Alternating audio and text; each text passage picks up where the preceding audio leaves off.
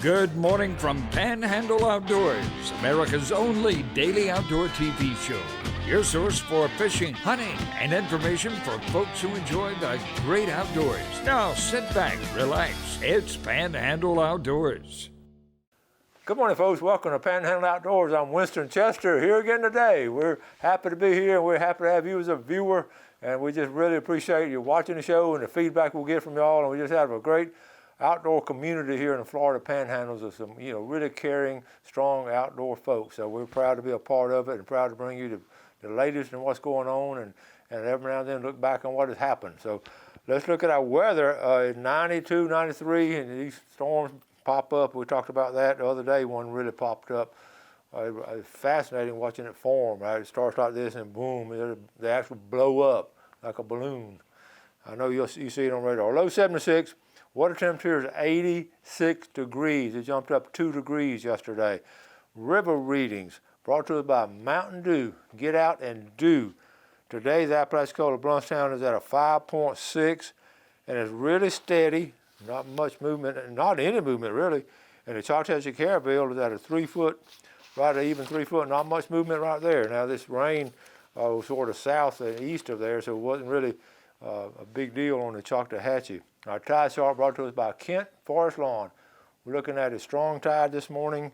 High is at 10:58. So right at 11 o'clock, tide's coming in all morning, and it's going out to about 9:40 this evening. And our wind direction is still pretty strong now. They're calling for it to be out of the east, southeast at 10 to 12. And that's pretty strong for a July wind right there. So just be well aware of what's going on around you, and remember this is summertime. It's going to just pop up and get in trouble real quick if you're not careful. So thankful that everybody's got radar on the phone now. That's helped a lot. It helped me a lot, I know. Let's take a break and we'll be right back.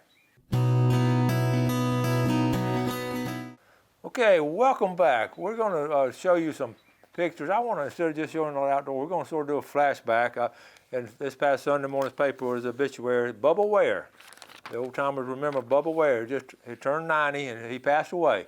So we cut it out and we put it in our folders. We still keep, can y'all see this? This is a Ware family folder, okay? That says Ware. And when I was doing the book, this is the information I collected on the Ware to do 7 pages on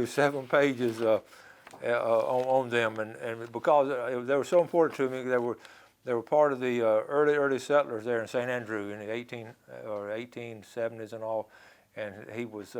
They actually were descendants. You've heard me say before of the De La Ware family. They came from Delaware.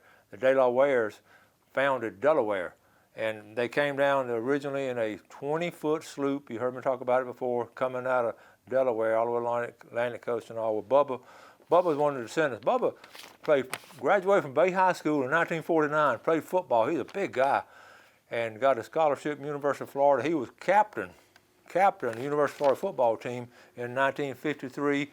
And he and his wife Adelaide, who, by the way, they'd been married 67 years before he passed away this past week, they moved down to the East Coast, around Daytona and Fort Lauderdale, and he coached and was a school administrator until he retired. Then they moved back up here, and when I was doing the book, I got to sit down and interview him with the Ware family. He has some wonderful, wonderful stories.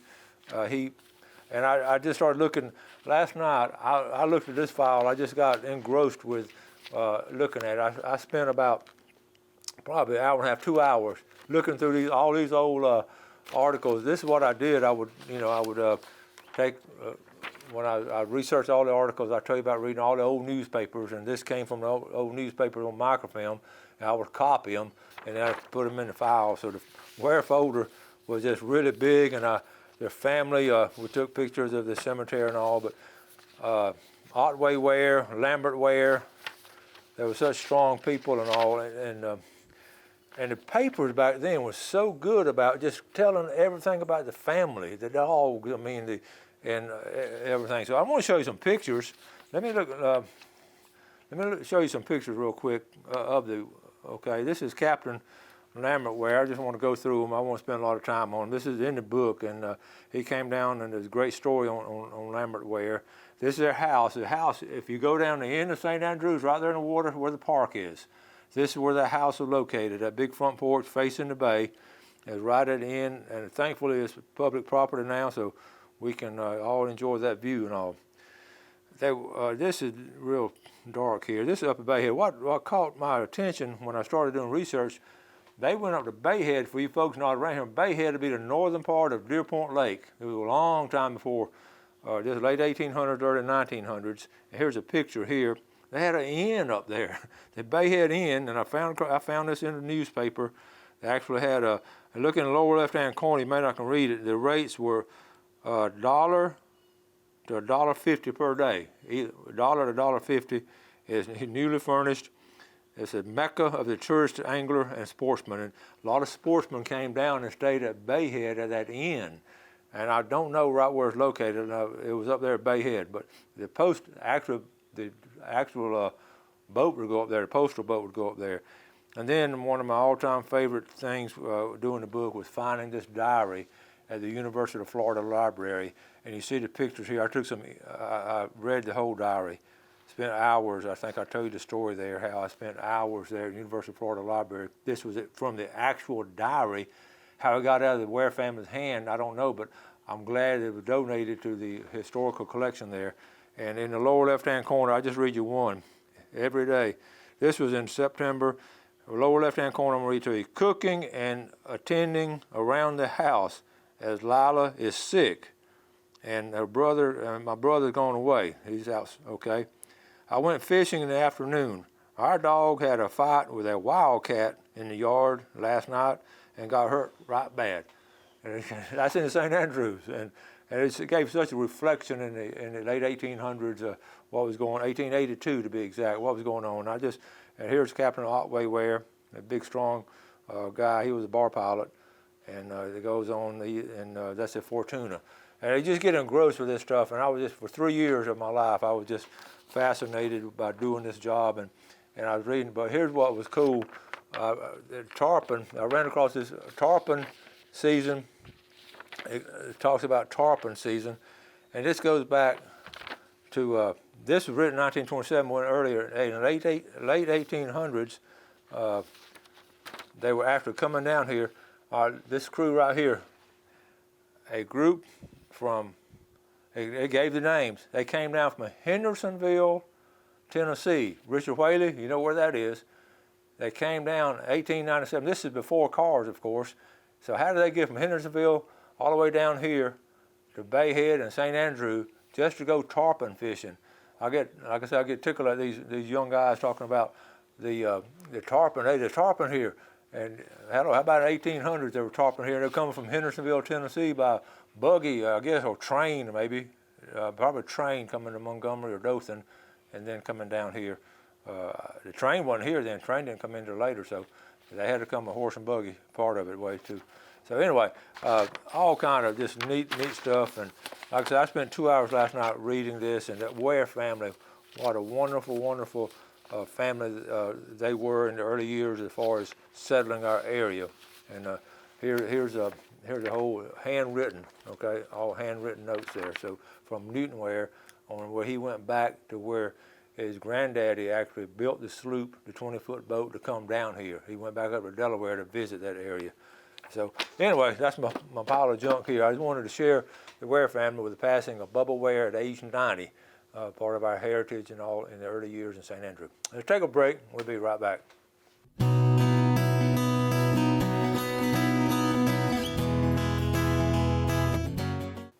Okay, welcome back. Let's look at a couple of pictures just recently taken of the last couple of days and all. This first picture, how about this mess of brim? And my buddy Kelly Lowry. Y'all remember Kelly? Played quarterback at Florida State and high school quarterback out of Lake City. Played for Bobby Bowden in the, 80s? He was a good quarterback and a good outdoorsman. Kelly Lowry. What a mess of fish. Caught him on the Apalachicola River system. I thought you'd enjoy this with mosquitoes biting pretty strong. And this is South Florida morning hunt. That's a big mosquito, and they're shooting them. All right, now, move on to one. We're talking about one of my former students.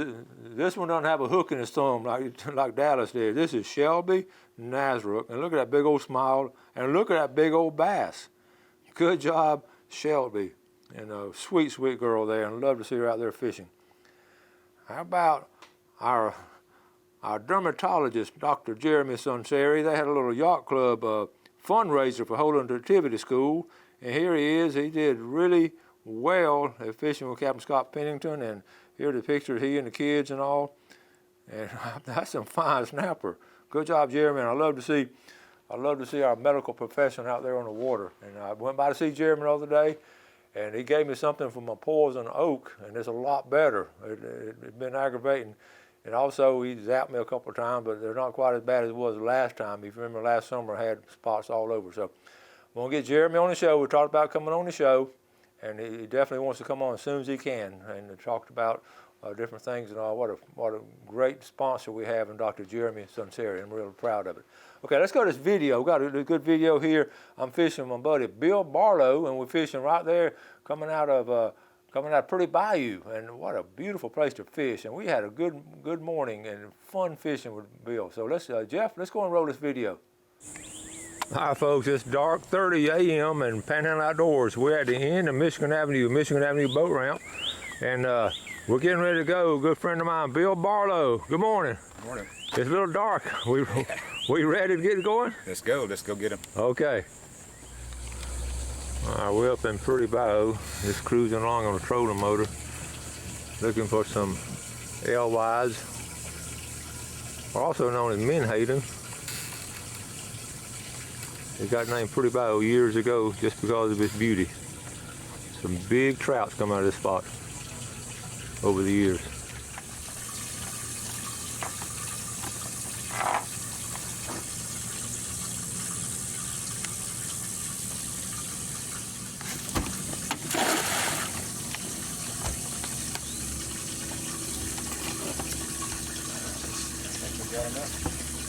About 200 or 300.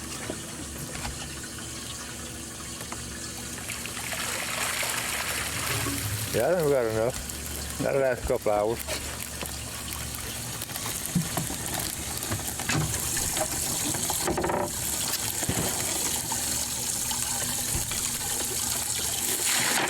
All right. Folks, we've been here 5 minutes now. Bill's already bowed up.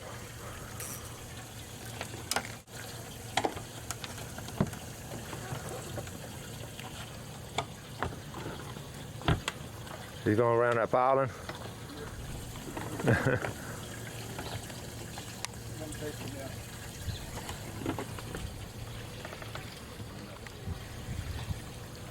All right, right around that piling there.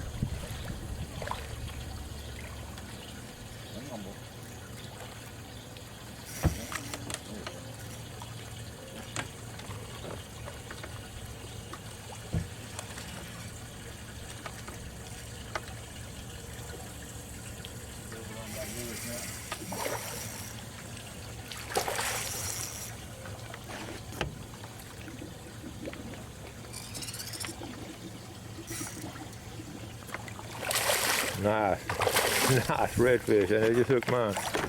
I was trying to film, and that's a nice redfish. I'll get him on the boga grip. I'm trying to film, and all of a sudden my bait swam over to him.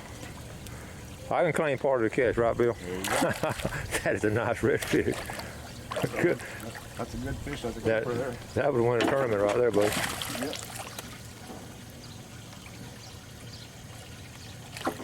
Ooh, look at that. That he is. Good job there. Hold him up there. First fish of the morning. Fine redfish there.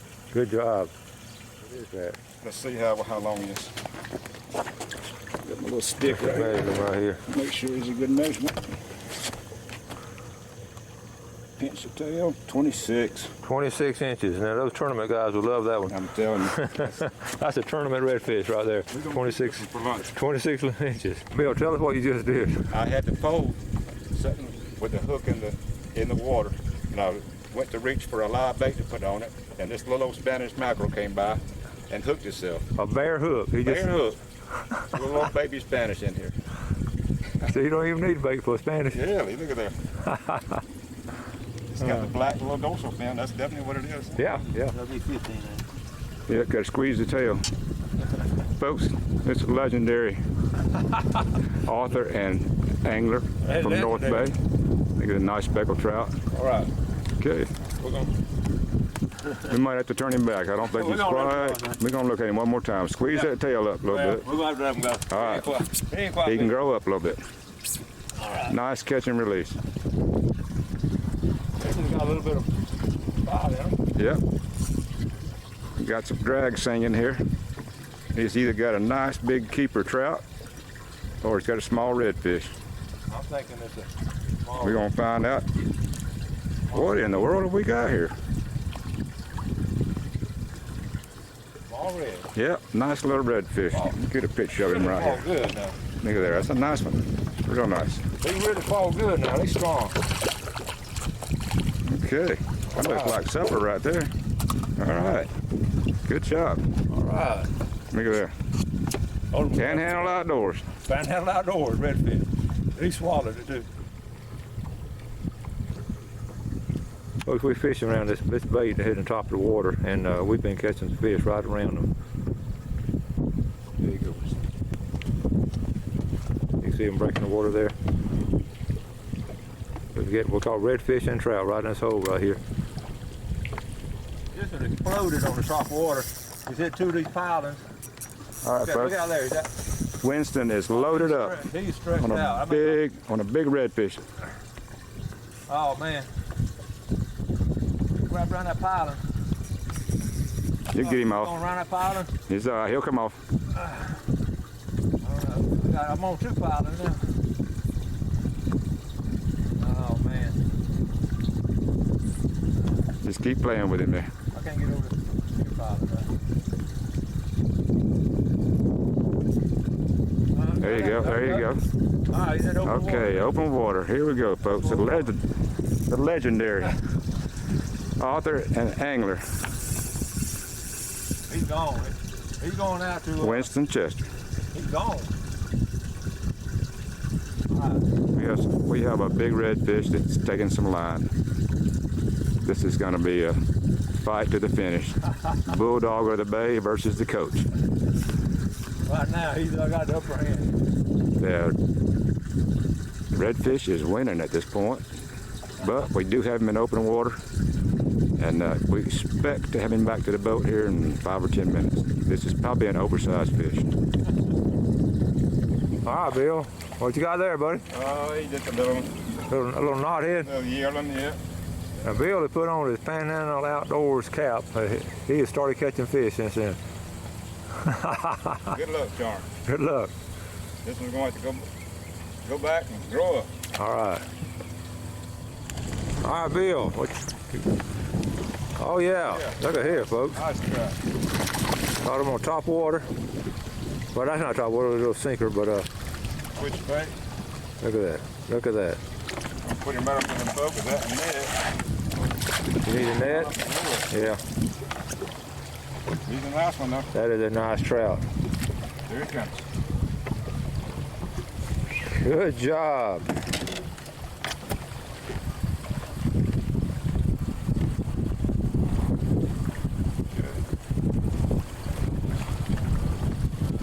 Little pinky. I like that pink color. Hold him up there real quick. Over there. Nice, nice North Bay trout. Well, Bill, we're gonna wrap it up. Okay, buddy. We've had a good morning. It's just 9:30, and show the folks what we got. It's been a great day. We got some nice redfish here, right in the slot size. Some tournament fish. Tournament fish. Probably around 7.5 pounds, 26, 27 inches. And a couple of nice trout. Couple nice trout, two Nice redfish. keeper trout. It's gonna be real good fried up in the frying pan. Yeah, we'll have to eat them tonight. Yes, sir. All right, buddy. That's a good trip. All Great right. trip. Bill Barlow, fishing off Michigan Avenue boat ramp, came out in here different places and had a great morning. Good job, Bill. Thank you, sir. We enjoyed it. All right, welcome back. Hope you enjoyed it as much as I did. That was a lot of fun catching those fish. Now let's take a look at our fishing game times today, brought to us by Blue Water Outriggers down in Port St. Joe. Our time is 2:17 to 4:17 this morning, And this afternoon, 2:45 to 4:45, get a chance to really get some afternoon fishing in. But again, be careful of the weather and all. So I want to show you this picture. I want to clarify this picture I showed the other day. I think day before yesterday. Jimmy Lumley had sent it. He was down at St. Mark's, and he and his wife were down there. They love to go scalloping down in St. Mark's. He sent this radar picture, and you've seen it here. And when they sent it to me, I thought, I said, surely that couldn't be boats that close together. So I thought it was people. But he got back and hold of him and said, Winston, he said, those were boats. He said, now where you see, now this is 1 mile radius across, so it's not quite as thick.